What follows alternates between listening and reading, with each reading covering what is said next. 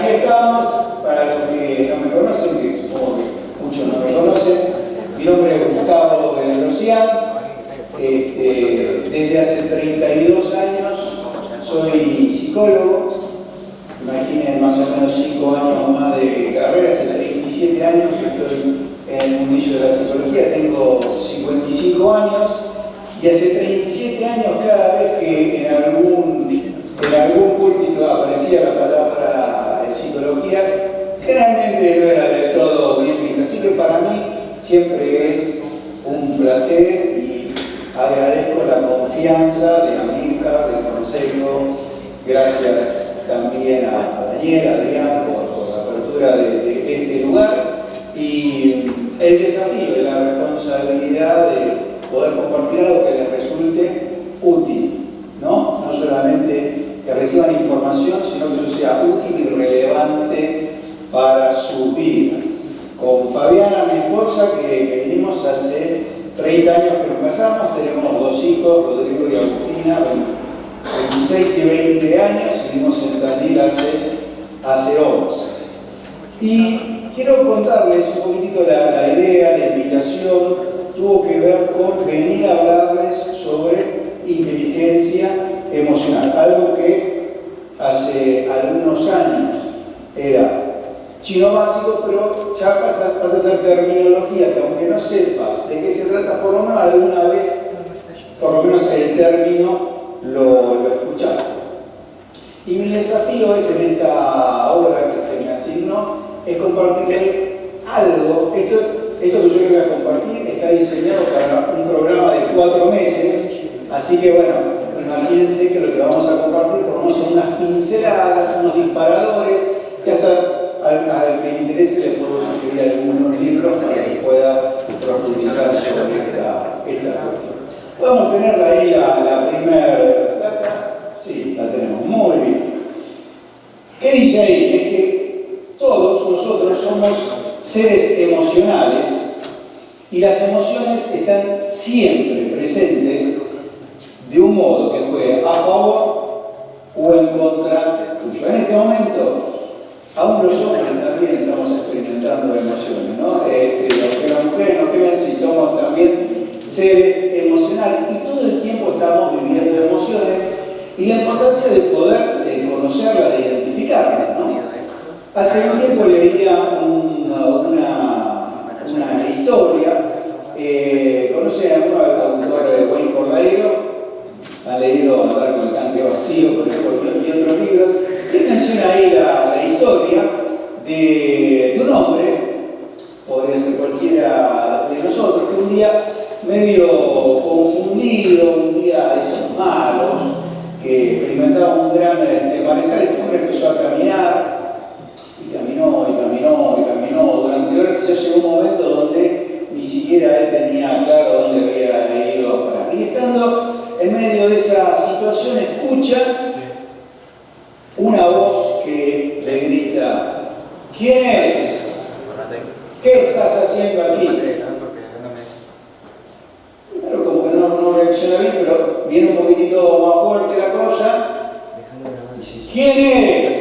¿Qué estás haciendo aquí? Ahí ya se reacciona este hombre choqueado y mira y se da cuenta que quien ha lanzado esas 2 preguntas es un soldado que le estaba apuntando. Se había metido en una zona militar prohibida sin darse cuenta, ¿no? Entonces, una vez que este hombre sale de ese shock, lo mira al soldado, sonríe y le dice: miren, no se ofenda ni por mi sonrisa ni por la pregunta que le voy a hacer.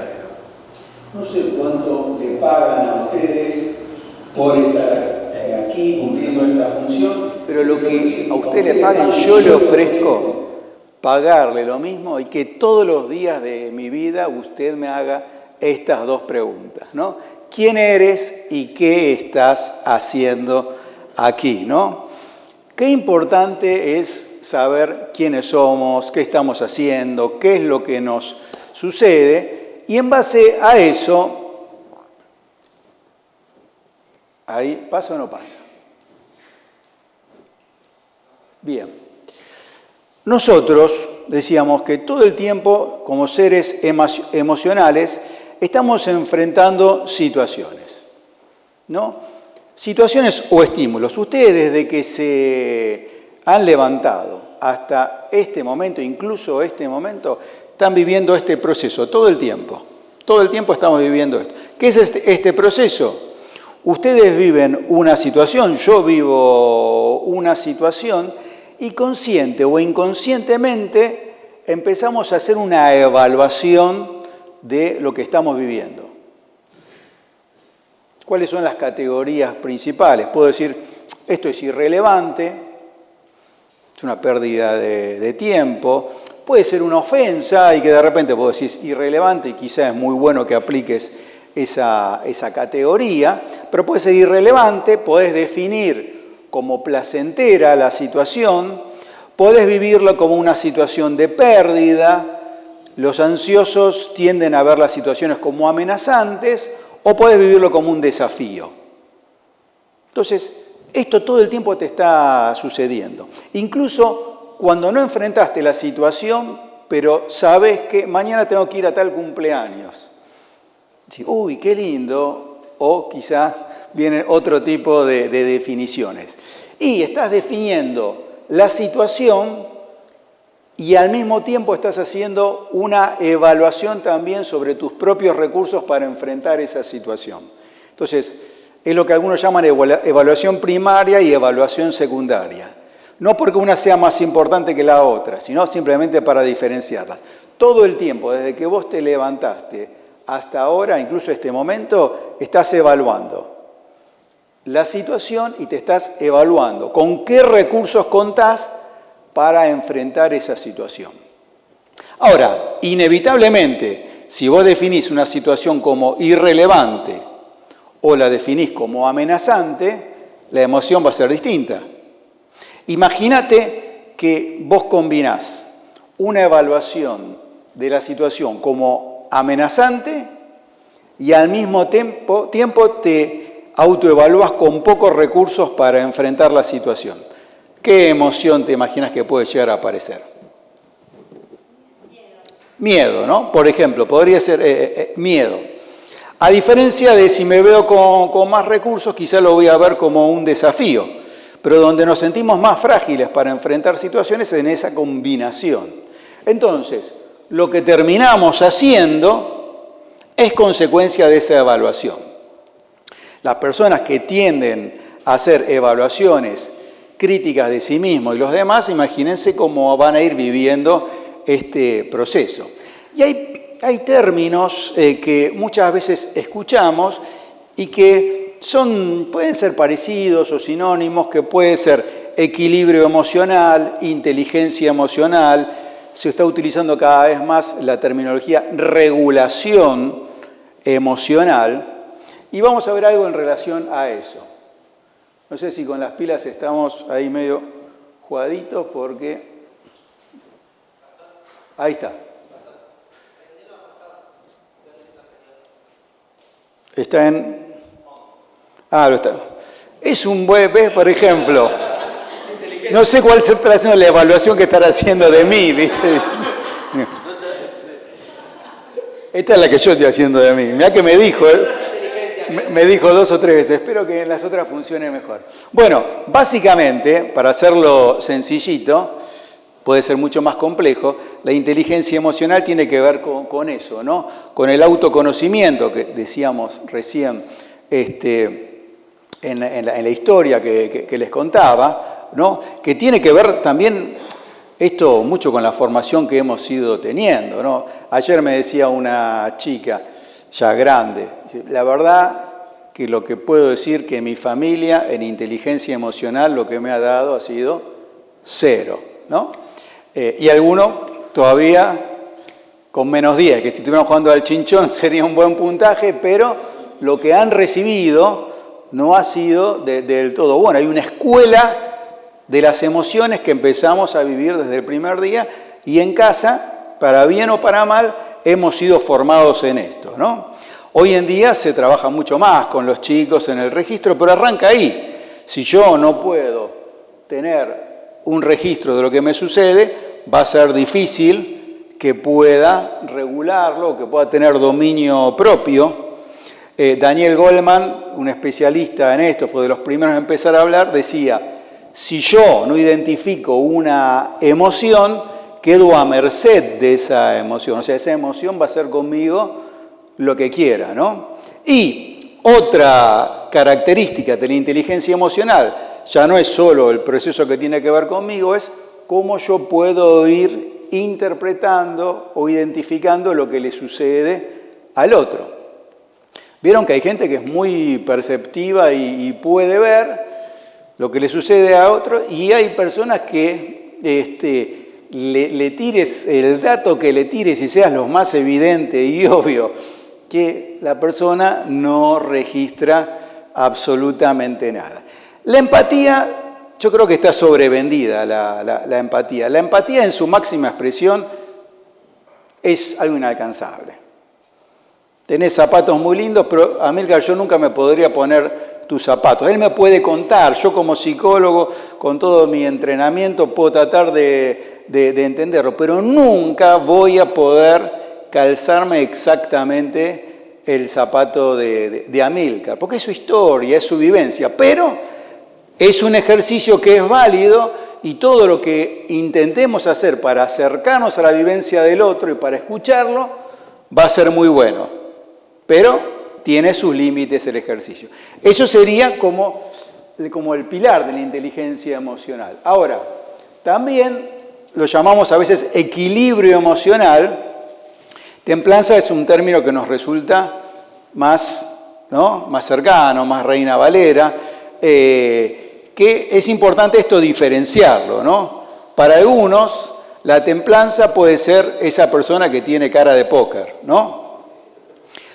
Pero hay algunos que tienen cara de póker que si vos pudieras acceder a su mundo interno, te asustarías porque cometen entre 30 y 50 asesinatos diarios. Así que, pero el día que de algún modo esa olla a presión no funciona del todo bien, agárrate, ¿no? Templanza no es la supresión de las emociones, sino el registro y el dominio sobre el exceso emocional. Y esto que cada vez se está hablando más, regulación emocional. Los seres humanos hemos sido dotados por el Señor por algo fabuloso que es la capacidad de autoobservarnos y sobre esa observación autorregularnos. Por supuesto, en la medida que el Espíritu Santo va trabajando en nuestra vida, en la medida que vivimos el Salmo 139 y podemos decir, bueno, Señor, examíname, revélame, muéstrame, señálame, digamos, con esa dirección, ese proceso obviamente que va a funcionar mucho mejor. Pero tiene que ver con el contactar, fíjense que acá aparece una palabra que todavía no había aparecido, que son las sensaciones. Hay gente que, por ejemplo, yo he escrito varios libros y he escrito uno sobre el manejo del enojo, ¿no? Hay gente que ha ido aprendiendo a decir, y mira, es un calorcito que va subiendo, es una tensión que empiezo a tener en el cuello, y hay otras personas que nunca lo ven venir. Bueno, la persona que va aprendiendo a identificar las sensaciones y que va teniendo conciencia de sus pensamientos y cómo está influyendo en su estado emocional, tiene una gran ventaja, ¿no? El poder decir y el poder reconocer incluso algunas vivencias que no nos gusta reconocer. Pero si no las podemos reconocer, tenemos un problema. Porque ahora vamos a ver, vieron que a veces decimos emoción y decimos sentimiento como si fuera lo mismo. Ahora vamos a ver lo que es sentimiento, pero les spoileo a una placa que va a venir. Vamos a imaginar esta situación.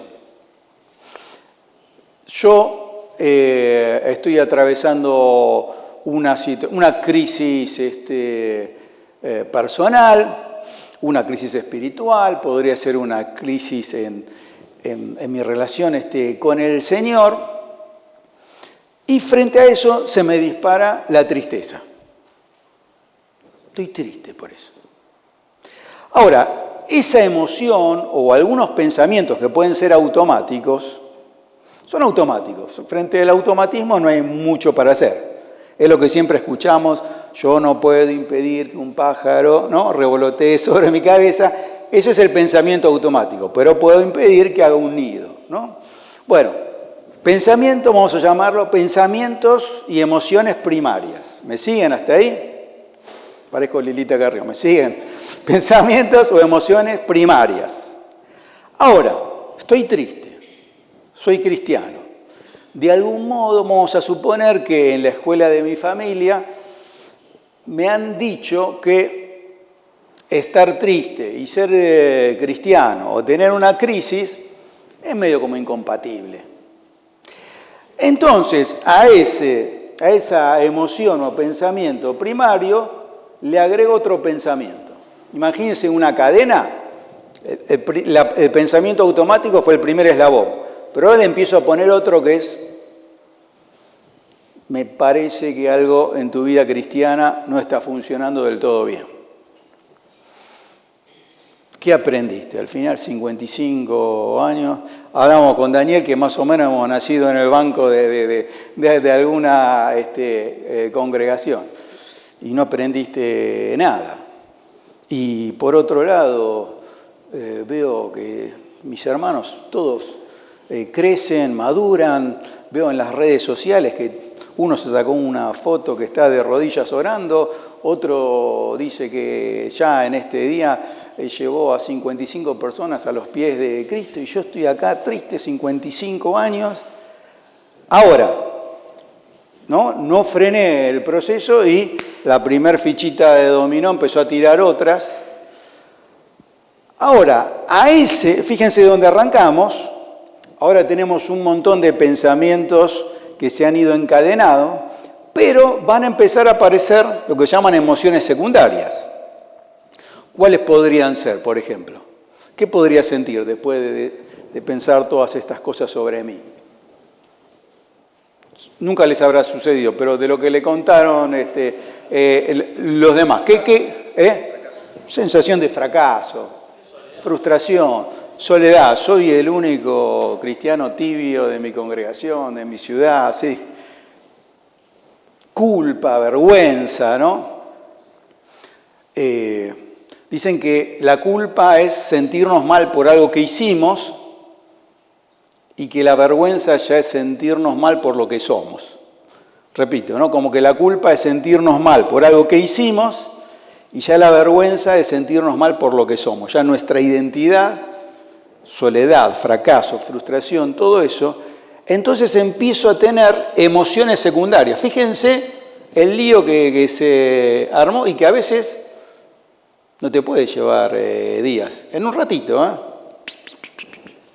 agarró, viste, la primera fichita le empuja despacito a la segunda, pero después las fichas empiezan a caer cada vez con más fuerza y con más vértigo, ¿no? Y llegamos al mundo de los sentimientos, ¿no? Se basan en emociones que se fueron elaborando con pensamientos y reflexiones.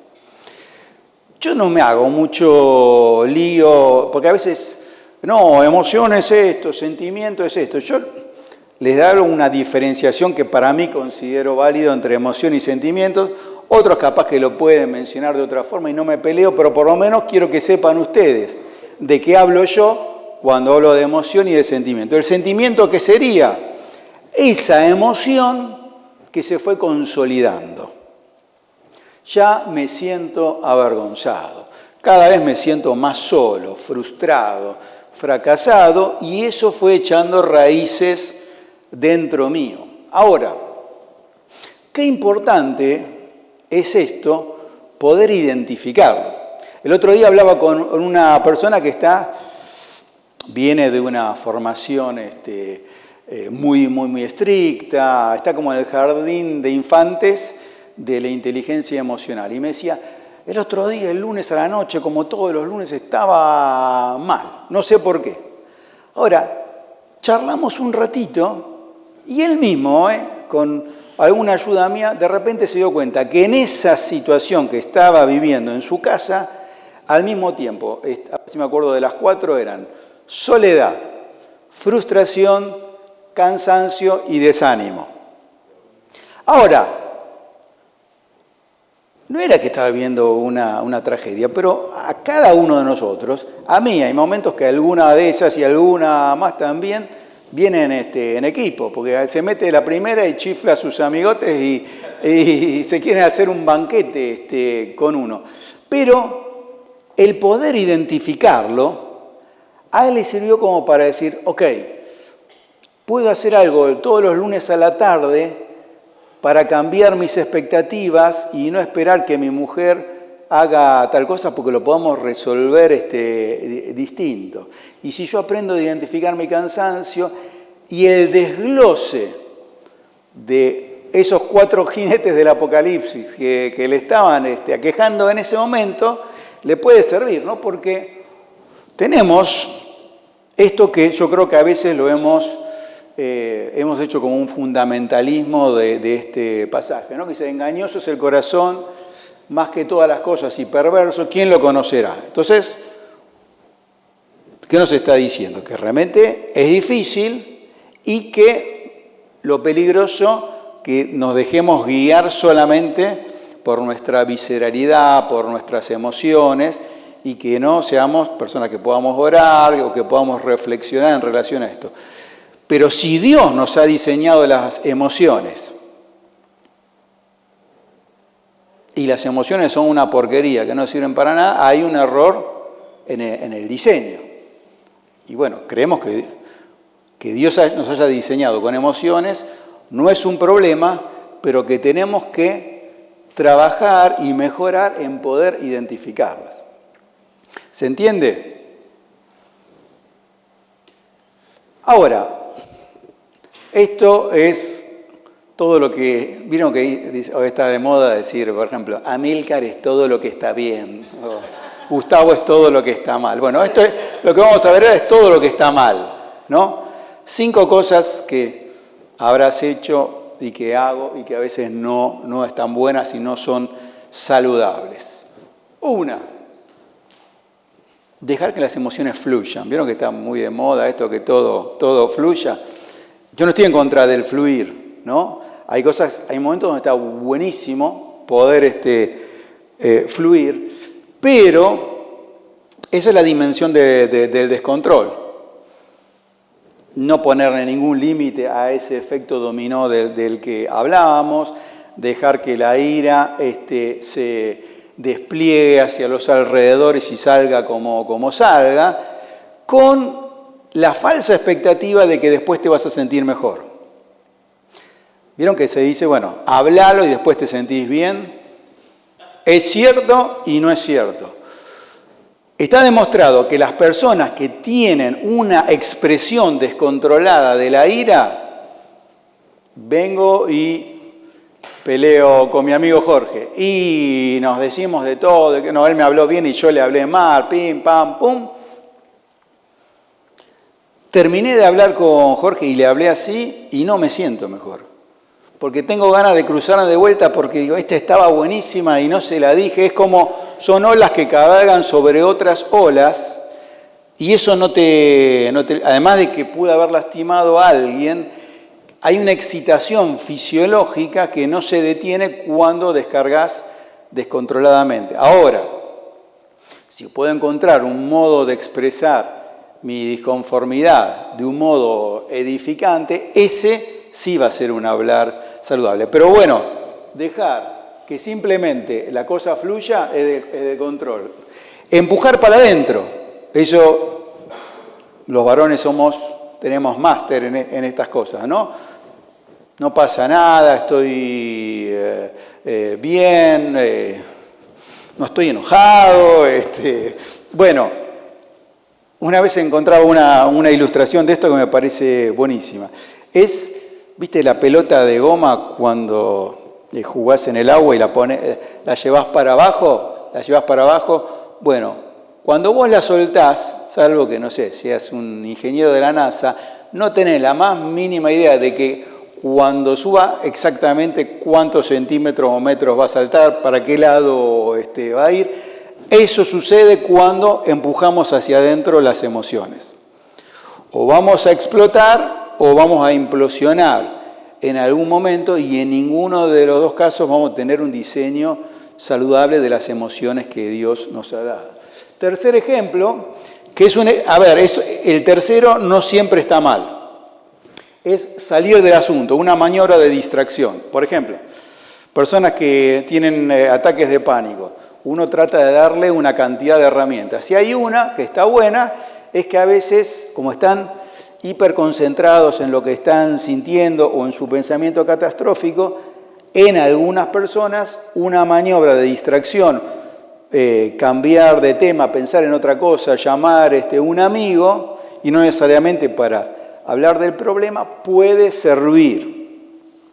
Es una herramienta a veces útil, pero algunos podemos ser eternos distraídos de la vida, y la sobreutilización de siempre cambiar de tema. Nunca ha pasado esto en la historia de un matrimonio, pero que alguno le propone a otro, no vamos a decir si la mujer al hombre o el hombre a la mujer, porque tenemos que hablar. Maniobra de distracción, tengo que ir al baño, lo que fuera, o qué sé yo. Bueno, eso obviamente no es una gestión saludable de la emoción. Intento de control, el decirme no siento esto. A ver, yo creo que es buenísimo cuando de repente declaramos, no estoy en contra de la declaración de fe, pero hay algunas declaraciones que a veces funcionan más como un libro de autoayuda o esta cosa, te estás muriendo de miedo, pero no siento miedo, esto no me está pasando, y no tengo miedo y declaro que no tengo miedo. Bueno, si de repente experimentás algo especial de parte de Dios, tenés una victoria sobre el temor, puede suceder, claro que puede suceder. Pero si no está sucediendo, lo mejor que podés hacer es como hacía David. ¿Vos viste los salmos de David? Qué desprolijos, que benditamente desprolijos son. Nos encanta leer, busqué a Jehová y Él me oyó y me libró de todos mis temores.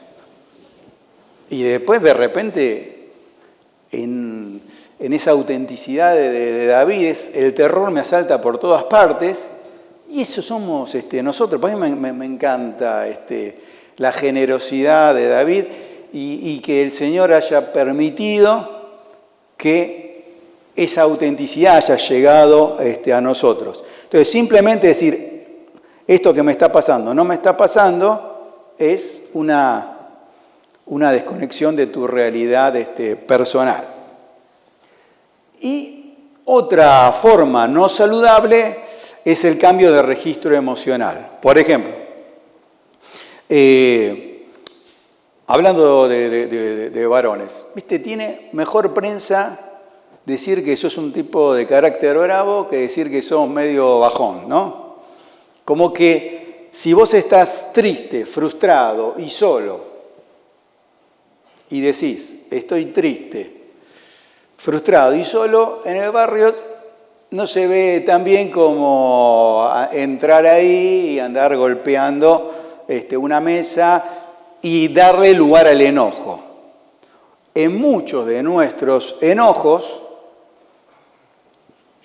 está disfrazada nuestra profunda tristeza, impotencia, frustración, no aceptación de ciertas situaciones. Entonces, por supuesto, tenemos que aprender el manejo de la ira, pero si no identificamos que el trampolín desde el cual llegamos a la ira fue la tristeza, vamos a tener dos problemas, porque no vamos a poder resolver esto mientras no podamos decir, y bueno, sí, no tengo la más mínima idea de qué hacer. La vulnerabilidad emocional, que miren, se los muestro expresado en un salmo, o la expresión de un salmo, y después vamos a la definición. David. Fíjense qué descripción visceral, así como David. Mi vida se derrama como el agua y todos mis huesos se han dislocado. Mi corazón es como cera que se derrite dentro de mí. Y lo dijo David. Y si lo dijo David, ¿por qué nosotros a veces no podemos orar así y decirle al Señor, estoy perdido, no tengo idea, estoy enojado, no sé hacia dónde voy? No digo que siempre oremos así, no es el culto de estemos siempre mal, de la derrota, pero ¿qué nos pasa? Le pasó a David, ¿cómo no nos va a pasar a nosotros? Mi vida se derrama como el agua y todos mis huesos se han dislocado, mi corazón es como cera que se derrite dentro de mí. Bueno, ahora vamos a la definición de vulnerabilidad emocional. Bueno, a David a veces le pasaba esto. Acá hay 3 ejes que son muy importantes para evaluar nuestros procesos cuando estamos trabajando sobre mejorar algunas emociones o cuando estamos ayudando a alguien. Que los que anoten duración, intensidad y frecuencia. Duración, intensidad y frecuencia. ¿Dónde está el pico de la vulnerabilidad emocional? Es una alta sensibilidad a estímulos emocionales negativos. Vamos a suponer el enojo. Muchos enojos. Pequeñas cositas, pum, pum, pum. Y vamos mordiendo todos los anzuelos. Frecuencia. Una respuesta emocional de gran intensidad. Muchos y arriba, ¿no? Y un retorno lento a la calma. La resiliencia emocional, el buen manejo de las emociones, depende de la velocidad con la que aprendemos a recuperarnos de una perturbación. Soy futbolero, así que voy a dar un ejemplo. Me gustaba mucho ver al Barcelona en la época que Messi jugaba y el técnico era Guardiola. Guardiola, el técnico, les había propuesto como un ejercicio, que era un estilo de enfrentar los partidos, que ellos tenían 5 segundos, una vez que perdían la pelota, el juego, el desafío era que no pasaran 5 segundos hasta recuperar nuevamente la pelota, y vos veías que muchas veces ese equipo jugaba así. Bueno, en inteligencia emocional sería aprender a recuperar rápido la pelota, ¿no? El poder volver a ese estado, ¿no? ¿Te acuerdas ese proverbio que dice, salí de la contienda antes que se complique? Otra versión dice, antes de que se enrede. Bueno, ¿viste la escalada? ¿Empezás a discutir con alguien? Bueno, la resiliencia emocional sería la capacidad de que el retorno a la calma sea lo más rápido posible. Entonces, a veces hay las personas que nos están tratando de enojarse menos. Dice, uy, pero me volví a enojar, ¿te das cuenta? Nunca cambio. Y a veces puede ser que esté en el mismo punto, pero a veces puede ser que mejoró en frecuencia. Antes se enojaba todos los días y ahora por lo menos se enoja los sábados a la tarde cuando los chicos de al lado hacen ruido y él quiere hacer la siesta. Tiene que resolver ahí el tema del sábado a la tarde, pero mejoró en frecuencia o mejoró en intensidad. Antes se enojaba y volaban los platos, las cacerolas. Ahora, bueno, se enoja y capaz que va y se encierra en el baño y rompe el papel higiénico. Bueno, ha mejorado algo esa persona. Bueno, entonces, es importante, digamos, no, porque una de las cosas que no nos hace bien en relación a esto es esa distorsión de pensar todo en términos de blanco, negro, todo, nada. ¿Te das cuenta? Al final siempre me vuelvo a enojar o otra vez caí en esta tristeza profunda. Bueno, pero antes vivías triste y ahora te va pasando menos. Entonces, qué bueno es cuando nos podemos autoministrar esa gracia o podemos administrarle gracia a otra persona y porque está avanzando en alguno de estos tres frentes. Bien, esto lo habíamos visto. Hay otro aspecto que también es importante, que es lo que se denomina las emociones estratégicas.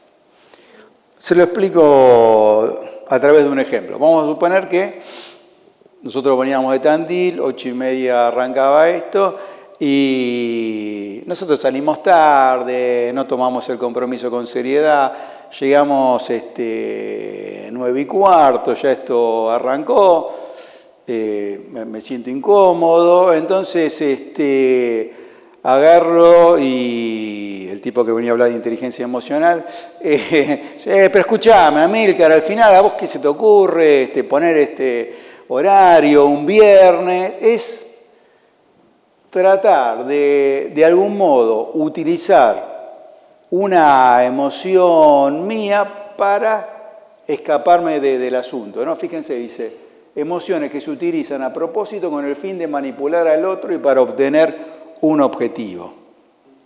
Hay expresiones de emociones que le pueden pasar al otro o me pueden pasar a mí que son absolutamente deshonestas y es importante identificarlas también. A veces nos duele cuando vemos a una persona muy cercana y que queremos que tiene ese estilo manipulador y que para obtener algo de nosotros, porque hay gente que es realmente muy, muy hábil, ¿no? Y a veces cuando se combina entre una persona manipuladora y una bastante culposa y complaciente, se da lo que se da, ¿no? Pero cuando de repente uno identifica eso en el otro, es doloroso, pero a partir de ahora puedo hacer algo. Puedo quizá aprender a ponerle un límite, o a veces tengo que entender que vino Fabiana y me dijo, Gustavo, le hablaste mal a alguno de nuestros hijos. Y en vez de decir, ok, tenés razón, es agarrar y decir, bueno, pero ¿sabes qué? Y vos, pim, pam, pum, tum, tum, tum. Y es no enfrentar el propio proceso, ¿no? Nuestra madurez como personas y como hijos de Dios tiene que ver con esto de poder ser sinceros y honestos con lo que nos sucede y también serlo con el otro, que es a donde vamos a ir ahora.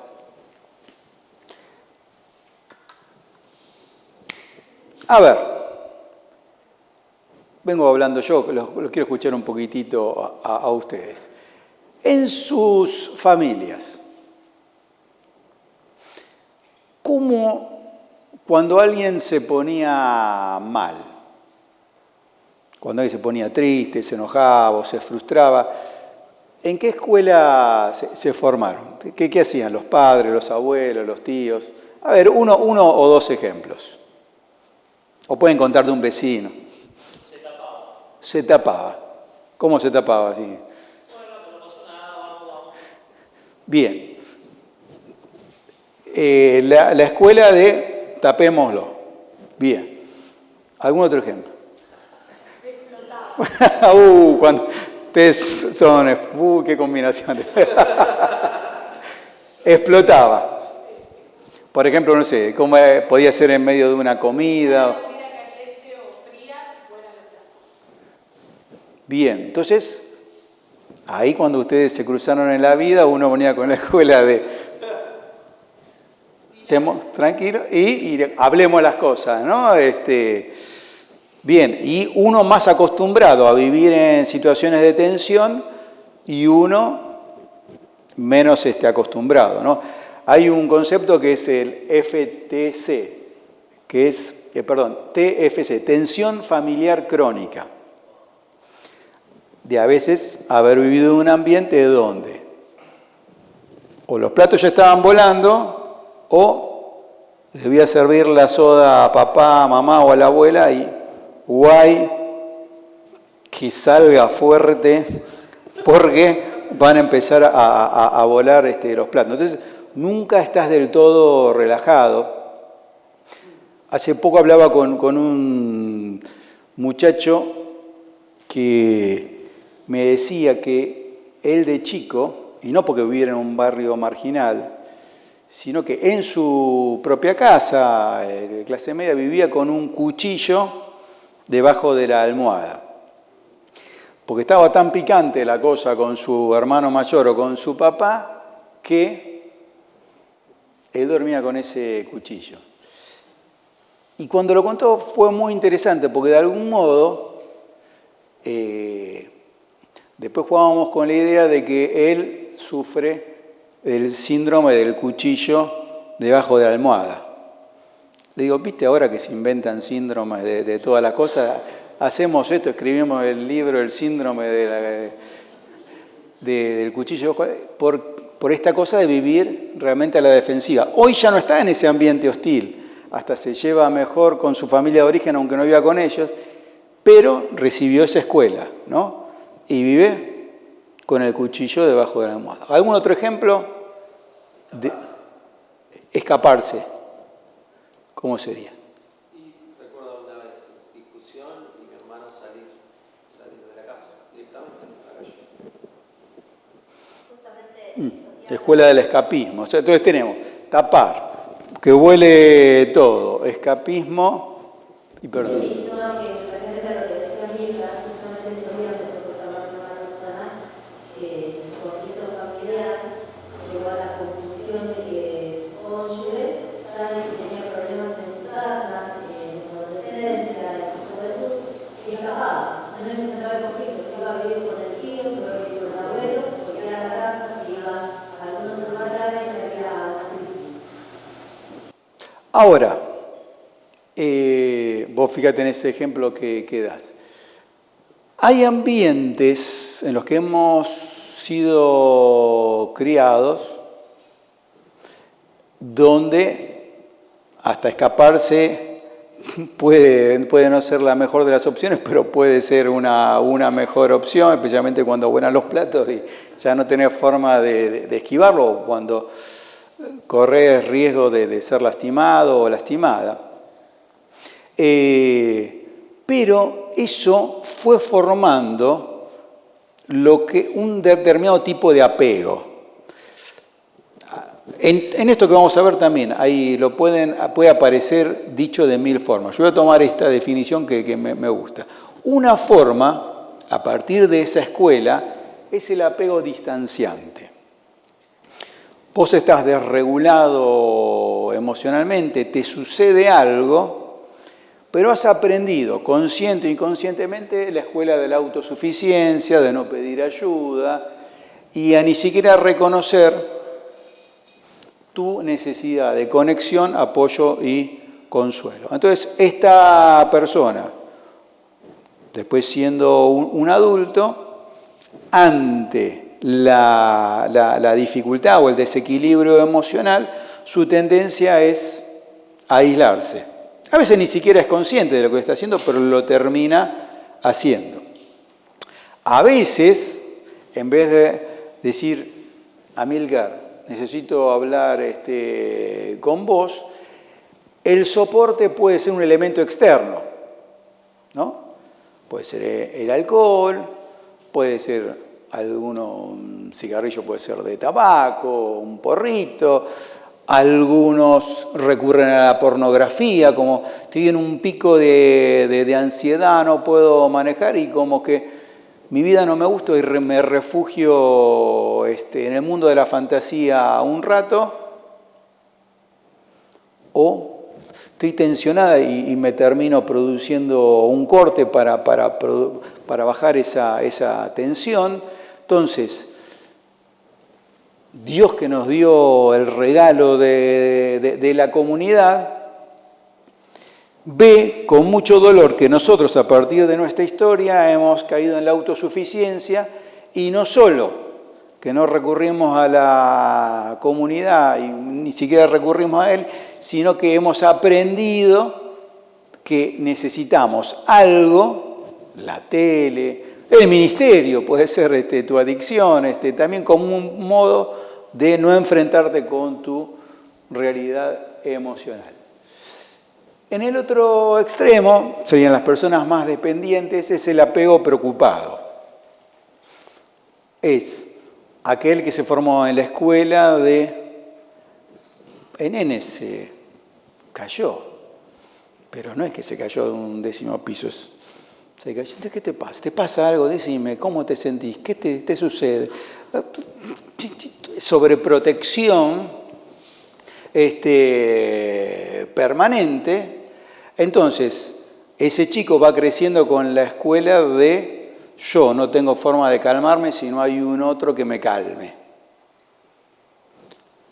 Primero fue una tía, una mamá, después puede ser la pareja, puede ser los amigos, puede ser un pastor. Y qué cuidado, ¿no?, que hay que tener con respecto a esto, porque a veces se dan esos vínculos de codependencia donde alguien necesita este tipo de apego y a veces nosotros podemos sentirnos bien siendo tan necesitados o tan importantes para esa persona. Pero no le ayudamos, porque fíjense, no se tolera la soledad, miedo al abandono, y la identidad se construye solo en base a las reacciones ajenas. Búsqueda de apoyo permanente. Mi amigo me dijo que podíamos vernos. Qué alegría. El pastor me vino a visitar. Me pusieron muchos likes en un posteo. Me felicitaron por la prédica que di el domingo. Estoy bien. Y cuando eso no sucede, estoy muy mal. Creo que la necesidad de valoración y recibir una palabra de aliento creo que es universal, no está mal, pero creo que entienden hacia dónde voy, ¿no? Cuando esto es algo tan necesario para vos como el aire, y a mitad de camino lo que termina siendo saludable es cuando podemos encontrar el equilibrio entre saber que a veces hay un amigo, hay un hermano en la fe, alguien en la familia que puede ser mi soporte, mi contención, esa persona que Dios me pone al lado y que hace que sea realidad esto que dos son más que uno, porque si uno se cae, el otro lo levanta. Y hay momentos donde estoy solo yo y el Señor y tengo que trabajar en manejar lo que me está sucediendo. Y tengo momentos de soledad, y la soledad bien entendida, de a veces decir, bueno, esto tengo que enfrentarlo yo, y hay momentos donde sí o sí necesito del otro. ¿Se entiende? La salud siempre va a estar mucho más cerca del centro que en los extremos. Bien, nos quedan 10 minutitos y vamos. Nunca podríamos llegar a ver todo, pero por lo menos que se queden con algunas cosas. Les voy a leer 4 pasajes bíblicos que tienen que ver con lo que acabamos de leer.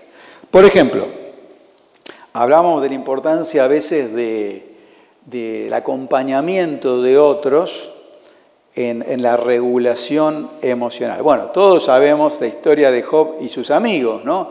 Fíjense, una historia poco feliz, Job diciéndole a sus amigos, bueno, ¿cómo esperan consolarme con discursos sin sentido? Sus respuestas no son más que falacias. A veces la presencia del otro es un problema extra, ¿no? O sea, ¿se acuerdan que decíamos? La situación, todo lo que desencadenó la situación, emociones primarias, emociones secundarias, toda esa cadena de pensamientos negativos, toda esa crisis que estamos viviendo, y podemos pensar que la llegada del otro es algo que por lo menos amortigua mi situación, pero qué terrible y cuántas veces esto sucede de nuestras familias, en nuestra vida de iglesia, que el acompañamiento del otro es lo peor que nos pudo haber sucedido, ¿no? Y es lo que le sucedió a Job. Algunos dicen, bueno, pero por lo menos se sentaron y estuvieron ahí, si podemos ser un poco buenos con los amigos de Job, pero lo que les está diciendo Job, ustedes me están lastimando con lo que me dicen.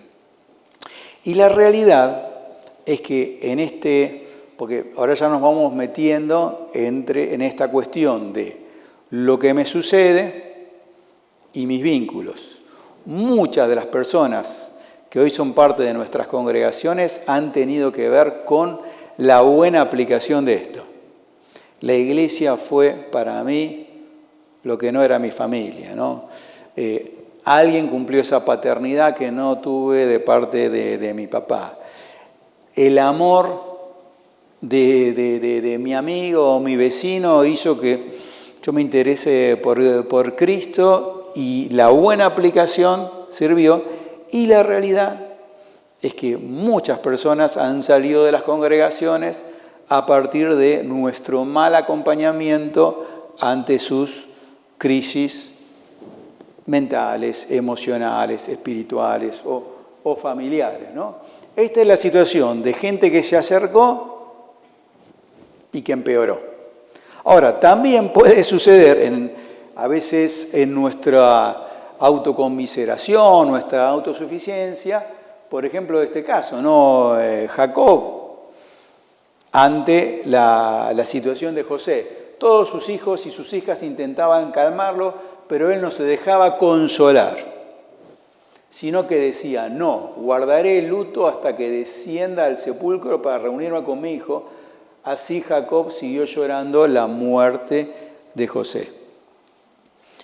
A veces esto puede ser parte del proceso y tenemos que respetárselo al otro, ¿no?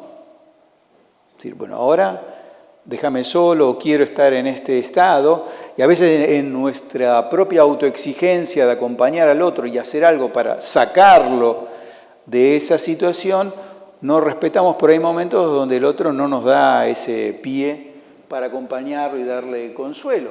O mismo lo que decía Asaf en este salmo, cuando estoy angustiado recurro al Señor sin cesar, elevo mis manos por las noches, pero me niego a recibir consuelo. Son situaciones que nos pueden pasar a nosotros y lo pueden pasar al otro, y lo importante es que el otro sepa que ahí estamos, ¿no? Ahora, una positiva, ¿no? A ver, la primera mitad es el proceso de alguien en su cabeza, ¿no? La preocupación agobia a la persona. Fíjate, cuando vos te quedás y no recurrís a alguien y estás en tu desregulación emocional, podés vivir esa situación de aislamiento y preocupación, pero una palabra de aliento anima. Quiere decir que alguien se enteró y alguien pudo darme una palabra de aliento, ¿no? También está en nosotros el ser permeables a recibir la ayuda del otro y no tomarlo eso como una debilidad. Voy a cerrar con lo último dentro de todas las cosas que podríamos ver. Hay un autor que se llama Henry Cloud, que escribió varios libros y uno se llama El poder del otro. Ahí menciona un estudio que hicieron con Bill Hybels en una convención de liderazgo, donde, entre tantas cosas, hacían 3 preguntas a los participantes. Muchos eran pastores, no todos eran pastores. Primera pregunta, ¿usted tiene una red de apoyo para acompañarlo ante situaciones de dificultad, de crisis? El 80% dijo no. Segunda pregunta, ¿usted tiene por lo menos una persona que le está acompañando en un proceso de crecimiento y está cuidando de su vida? El 80% dijo ¿sí o no? No. Y la tercera pregunta es, en el último año, y esto fue antes de la pandemia, porque en la pandemia se podría hacer mal, pero esto fue antes de la pandemia. En el último año, ¿usted tuvo síntomas como cansancio, frustración, ansiedad, depresión, desesperanza? El 80% dijo. Fíjense la combinación, ese cóctel en el que a veces nosotros estamos dentro de esa coctelera, ¿no? Desesperanza, nadie me está acompañando y un montón de síntomas que los estamos viviendo en soledad. Entonces ahí él habla del concepto de las 4 esquinas. Lo último, prometo, y acá cerramos. La primera esquina es lo que lo podríamos relacionar con lo que era el apego desvinculante. La persona que está desconectada, no conecta con nadie, ¿no? ¿Vieron? Él da un ejemplo que muchas veces lo habrán escuchado. Dice, este es un celular. Este celular tiene aplicaciones. Hay algunas que no necesitan de la conexión a la red, como sacar una foto, alguna cosita más, un bloc de notas, pero la gran mayoría de las aplicaciones cobran vida cuando estoy conectado a una red. Bueno, la persona que está desconectada se está perdiendo un montón de su potencialidad y le está robando también a veces a la comunidad el regalo también de su conexión. No solo de la conexión que te da el otro, sino la conexión que vos das. Muchos líderes, muchos pastores viven en ese lugar de desconexión. Y a veces lo he hablado. Y mirá, tuve un amigo, un par, pero en un momento me decepcionó porque lo que yo le conté, pero vive en ese lugar. A veces hay una conexión trucha que son 2 o 3 laderos que ponen ahí para mantener a la gente a distancia, pero con los cuales no hay ninguna conexión real. Bueno, Dios no nos diseñó para esto. La segunda esquina es una mala conexión. ¿Sabes qué es una mala conexión? Cuando vos tenés un vínculo muy profundo con alguien, pero tu vivencia es que cada vez que estás con esa persona te sentís peor con vos misma. O sea, un vínculo saludable es que vos, a partir de estar cerca de esa persona, aunque esa persona a veces te confronte, vos crecés y te sentís bien, pero no sé por qué, pero estoy con esa persona y me siento que soy un desastre, que hago todo mal, que fallé. Bueno, es un tipo de conexión, pero no saludable. Y la tercera esquina, ahora vamos a llegar a la cuarta, es una buena conexión. Las 2 primeras son desagradables. Lo peligroso de esta es que es agradable. Es una buena conexión, pero falsa. ¿Sabes cuál es esa? La que se da a partir de la conveniencia o de la adulación.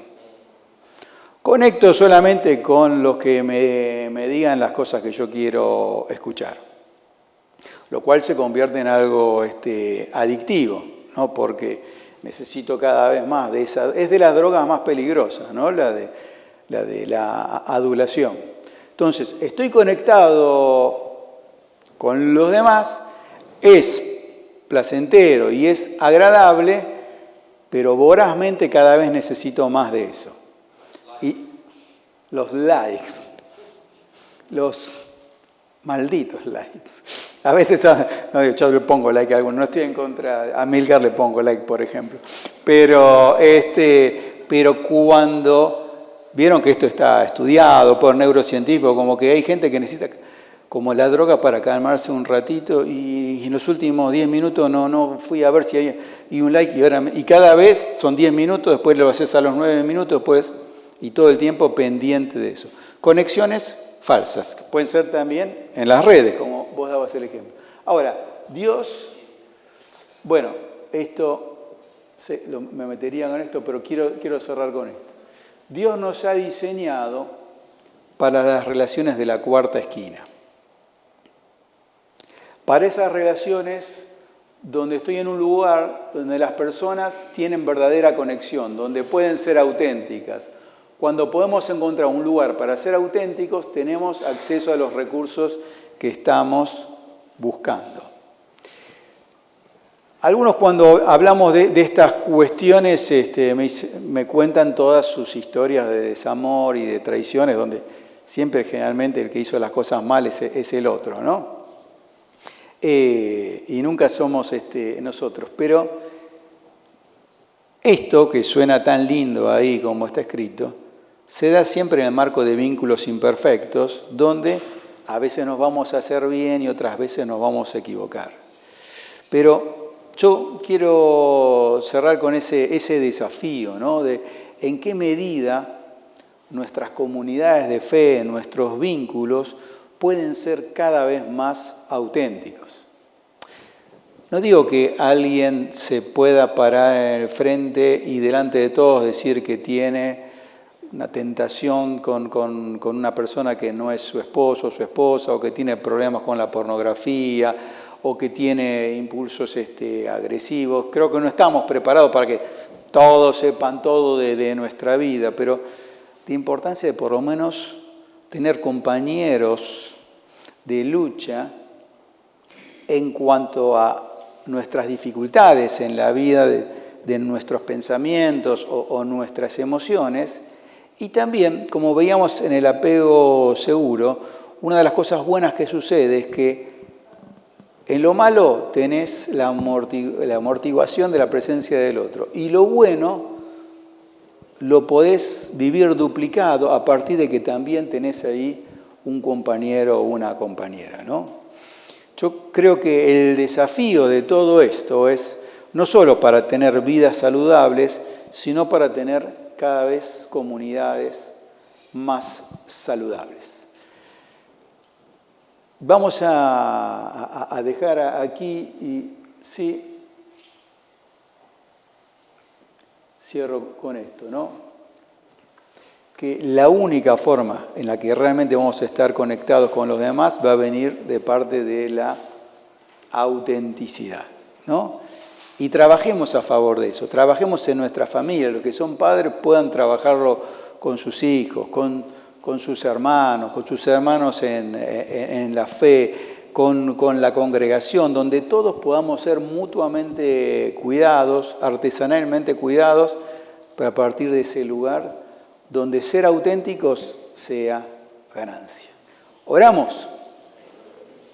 Papá, te damos gracias porque vos nos abrazás, nos amás, nos restaurás, nos has dado emociones y cada una de ellas cumple una función. Señor, queremos que nos ayudes a poder aprender a identificarlas y a llevarlas a un buen lugar, llevarlas a los pies de Cristo, poder, Señor, tener esa sabiduría para nuestra forma de gestionar las emociones termine siendo para el bien de nuestras vidas y de quienes nos rodean. Señor, ayúdanos a ser una iglesia donde ser auténticos valga la pena, donde ser auténticos nos lleve a ese lugar de crecimiento y de cuidados mutuos, Señor. Y ayuda, Señor, a todos aquellos que están lastimados, que están pasando un momento difícil, de desconcierto, que puedas darle a ellos también la valentía para poder encontrar amigos, hermanos, con quien poder abrirse y salir de ese lugar de aislamiento. Señor, gracias por la iglesia imperfecta de la que somos parte, cada uno de nosotros, pero de la iglesia que vos nos has dado. Ayúdanos a amarla, a cuidarla y a mejorarla. Señor, en el nombre de Jesús. Amén.